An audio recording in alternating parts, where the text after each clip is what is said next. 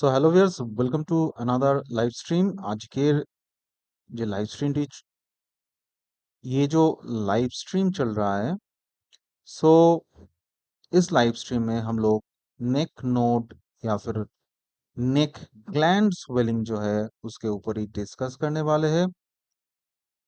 सो आज का टॉपिक है lymphadenopathy. So what is lymphadenopathy? Lymph node या फिर लिम्फेटिक सिस्टम्स क्या है? Lymphatic system, this is one of the important systems in our body that is related with our uh, immune system, and this system it is comprised of different lymph nodes and lymphatic glands. So दोस्तों, जो लोग अभी मेरे साथ इस live session में जुड़ रहे हैं, प्लीज कमेंट करके बताइए आपको साउंड या फिर वीडियो का कुछ प्रॉब्लम कुछ है कि नहीं। जस्ट मुझे एक बार कमेंट करके बताइए। सो ये आज का टॉपिक है lymphatic system.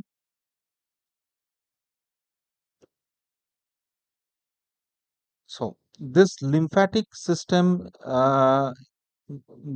which is comprised of 600 lymph nodes, almost 600 lymph nodes, or there are a lot of lymphatic vessels within our body.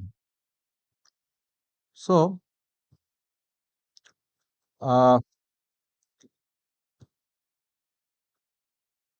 पहले जानना है कि लोकलाइज्ड और जनरलाइज्ड लिम्फेडेनोपैथी बोलते क्या है।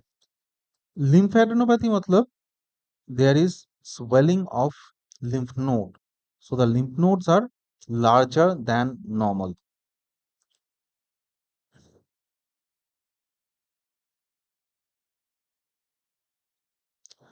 So localized lymphadenopathy means ये एक एरिया में लिम्फ नोड है, चाहे वो सर्वाइकल या नेक रीजन में हो, या फिर एक्सिलरी या अंडर आर्म्स में हो, या फिर इंट्रा एब्डोमिनल हो, जहां पे भी है वो बेसिकली एक एरिया में है। सो उसे बोलते हैं लोकलाइज्ड लिम्फेडेनोपैथी। और नेक्स्ट है जनरलाइज्ड लिम्फेडेनोपैथी। जनरलाइज्ड लिम्फेडेनोपैथी किसको बोलते हैं? जनरलाइज्ड लिम्फेडेनोपैथी बोलते हैं तब जब more than one group of lymph nodes are enlarged. So more than one group of lymph nodes are enlarged, then it is called as generalized lymphadenopathy. Now अभी ये देखा गया है कि approximately 3/4 of the patients they present with localized lymphadenopathy, and 1/4 of the patients they present with generalized lymphadenopathy. So ये भी हमें ध्यान में रखना चाहिए कि ये जो जनरलाइज्ड लिम्फेडेनोपैथी जो है ये बहुत कॉमन है। अब आते हैं नेक्स्ट पॉइंट पे कि लिम्फ नोड्स का ग्रुप कौन कौन सा ग्रुप है, जहाँ पे हमारे बॉडी में बहुत बहुत ज्यादा लिम्फ नोड्स है, लेकिन इन्हें बहुत सारे ग्रुपों में डिवाइड किया जाता है। जैसे कि हेड नेक एरिया में कुछ लिम्फ नोड्स है जो यहाँ पे देखा जाता है। नेक्स्ट है supraclavicular which is just above the collar bone, this groups are supraclavicular lymph nodes. Next है एक्सिलरी लिम्फ नोड्स जो अंडर आर्म्स में है। ये this group of lymph node is axillary lymph node. Next, inguinal group of lymph nodes. This is located in the inguinal region. So, 75% of the lymph node swellings they are localized, and 14% of the lymph node swelling they are generalized. So, ये हमें ये topic को समझने के लिए ध्यान में रखना है। नाउ अभी कुछ स्टडीज में देखा गया है कि अप्रोक्सीमेट 0.6% लिम्फेडेनोपैथी है जिसका रीजन अनएक्सप्लेन्ड है, जिसके पीछे कुछ स्पेसिफिक रीजन नहीं मिला। ठीक है। सो ये अगर किसी को लिम्फ नोड का स्वेलिंग है तो उसे डॉक्टर कैसे देखते हैं, उसके लिए डायग्नोस्टिक वर्कअप करते हैं। अगर सजेस्टिव है then we go for some test. जो अनएक्सप्लेन्ड है उसके लिए एक डिफरेंट डिफिकल्ट एल्गोरिदम है जिसमें अभी मैं डिटेल्स में डिस्कस नहीं करूंगा। आ जाता हूं। ओके। सो हिस्ट्री में डॉक्टर यूजुअली क्या देखते हैं कि स्वेलिंग जो है कहाँ पे है, कितने दिन से है, जो स्वेलिंग है उसके साथ कुछ पेन है कि नहीं, फीवर है कि नहीं, दूसरा कुछ प्रॉब्लम है कि नहीं, ये सब देखते हैं। उसके बाद उसका इन्वेस्टिगेशन किया जाता है, एफएनएसी, बायोप्सी या फिर अल्ट्रासाउंड जैसा इन्वेस्टिगेशंस किया जाता है। कुछ ऐसा मेडिकेशंस है उसका हिस्ट्री भी लिया जाता है, क्योंकि ये कुछ मेडिकेशंस है जो लिम्फ नोड स्वेलिंग कर सकता है। जैसे एलोप्यूरिनॉल एक मेडिकेशन है। Allopurinol is use to treat high uric acid level. Atenolol ये एक प्रेशर का दवाई है। कैप्टोप्रिल ये भी एक प्रेशर का दवाई है। कार्बामाजेपिन एक कॉन्वल्शन या सीजर का मेडिकेशन है। सेफालोस्पोरिन और एक ग्रुप ऑफ एंटीबायोटिक्स। गोल्ड बहुत रेयरली दिया जाता है। हाइड्रोलाजिन ये भी उतना कॉमनली यूज नहीं होता। नेक्स्ट है पेनिसिलिन जो एंटीबायोटिक, एक ग्रुप ऑफ एंटीबायोटिक है। फेनिटोइन है, फेनिटोइन है। क्विनिन, सल्फोनामाइड्स, सोलिंडैक, ये सब ग्रुप ऑफ मेडिकेशंस है जिससे लिम्फेडेनोपैथी हो सकता है। आ, अब यूजुअली इसका जो एग्जामिनेशन होता है वहां पे पेन या टेंडरनेस है कि नहीं वो देखा जाता है। दैट मीन्स जो लिम्फ नोड का जो स्वेलिंग है वहां पे कुछ पेन है कि नहीं देखा जाता है। नेक्स्ट है कंसिस्टेंसी। दैट मीन्स जो स्वेलिंग है उसका कंसिस्टेंसी कैसा है, सॉफ्ट है, हार्ड है, रबरी है, या फिर एक साथ फ्यूज कर गए, ऐसा कुछ है कि नहीं, ये सब देखा जाता है। नाउ यहाँ पे एक इम्पोर्टेंट टर्म है that is matting. Matting means अगर बहुत सारा लिम्फ नोड एक साथ जुड़ गए तो उसे बोलते हैं matting. That is common in tuberculosis. Location भी देखा जाता है। लोकेशन मतलब कहाँ पे है, सर्वाइकल लिम्फ नोड पे है, सर्वाइकल एरिया में है, या फिर एक्सिलरी रीजन में है, या फिर इंग्विनल, या फिर इंट्रा एब्डोमिनल और इंट्राथोरेसिक। सो ये लिम्फ नोड्स का एग्जामिनेशन किया जाता है। बहुत सारा रीजंस है लिम्फेडेनोपैथी होने का, जैसे कि मोनोन्यूक्लियोसिस जो एब्स्टेन वायरस से होता है उसका कुछ इन्फेक्शन से हो सकता है। साइटोमेगालोवायरस इन्फेक्शन से हो सकता है। इनिशियल स्टेजेस ऑफ एचआईवी में भी ये लिम्फ नोड का स्वेलिंग हो सकता है। कैट स्कैच डिजीज एक ऐसा इन्फेक्शन है जहाँ पे हो सकता है। Pharyngitis due to group A streptococci जिसका इन्फेक्शन से हो सकता है।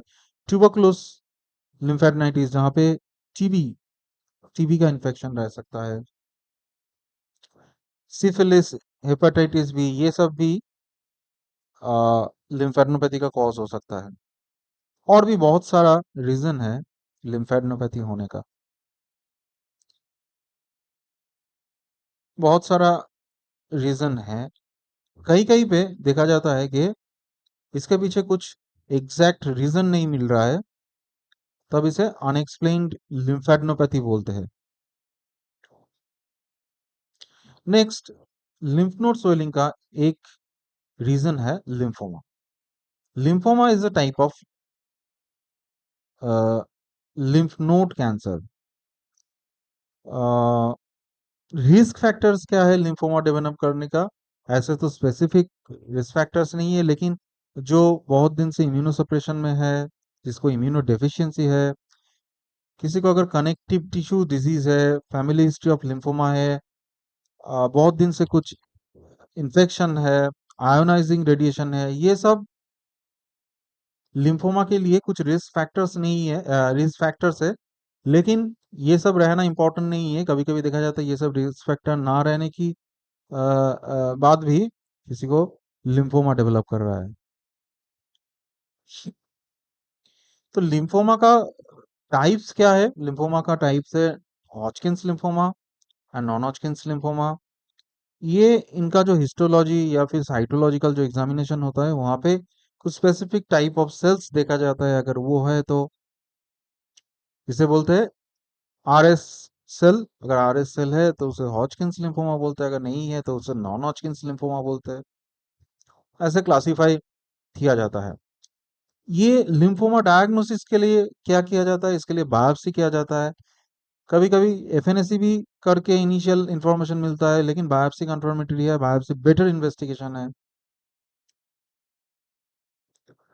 नेक्स्ट, लिम्फोमा का जो स्टेजिंग है वो डिपेंड करता है कौन सा group of lymph nodes involve है। जैसे कि स्टेज 1 में single group of lymph node involve, stage 2 में two different groups of lymph nodes are involve, stage 3 में three different groups of lymph nodes are involve, stage 4 में ये diaphragm के, stage 3 में क्या है कि different groups of lymph nodes are involved, they are on both side of the diaphragm। diaphragm means ये जो मेम्ब्रेन है। और स्टेज 4 में ये सब इन्वॉल्व है, उसके साथ बोन मैरो इन्वॉल्व हो गया या फिर लीवर स्प्लीन इन्वॉल्व है, तब स्टेज 4 हो जाता है। और कुछ सिम्टम्स है जैसे night sweat, fever, weight loss, ये अगर रहा तो उसे बी सिम्टम्स बोलते हैं। अगर ना रहा तो वो स्टेज 1 ए, स्टेज 1 बी या फिर स्टेज 3 4 ए भी हो सकता है। सो ये एक टिपिकल केस है। 25-year-old woman with persistent dry cough, fever, night sweat, weight loss for 3 months, cervical lymph node swelling। सो ऐसा प्रेजेंट करते हैं। चेस्ट एक्सरे, चेस्ट एक्सरे में भी कभी कभी लिम्फ नोड स्वेलिंग का आइडिया मिलता है। जैसे कि यहाँ पे दिख रहा है, ये जो एरिया है, यहाँ पे कुछ लिम्फ नोड स्वेलिंग है जो यहाँ पे उतना अच्छे तरह से दिख नहीं रहा है, लेकिन ये लिम्फ नोड हो सकते हैं।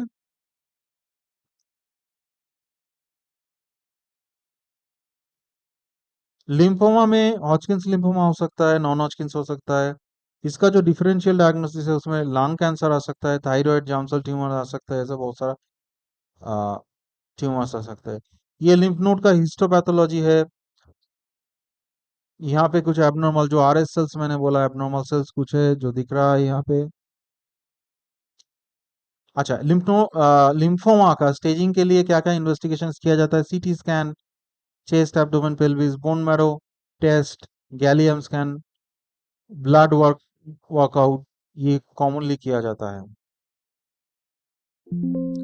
सो ये है लिम्फोमा के बारे में आज का ये छोटा सा लाइव सेशन। इसके रिलेटेड कुछ क्वेश्चंस, कुछ क्वेरी है आपको तो आप क्वेश्चन करके बताइए, कमेंट में बताइए मुझे। मैं नेक्स्ट किसी ब्लॉग में कोशिश करूंगा उसे आंसर करने के लिए। और ये लाइव सेशन सबको कैसा लग रहा है कमेंट करके बताइए। अच्छा लगा तो इसे लाइक करना मत भूलिए। चैनल में नए हैं तो चैनल को सब्सक्राइब कर लीजिए। और उसके साथ जो बेल नोटिफिकेशन है उसे भी ऑन कर लीजिए। उससे क्या होगा कि इन फ्यूचर जब भी मैं किसी नया ब्लॉग में आऊँगा तो आपका उसका नोटिफिकेशन इंस्टेंटली पहुंच जाएगा।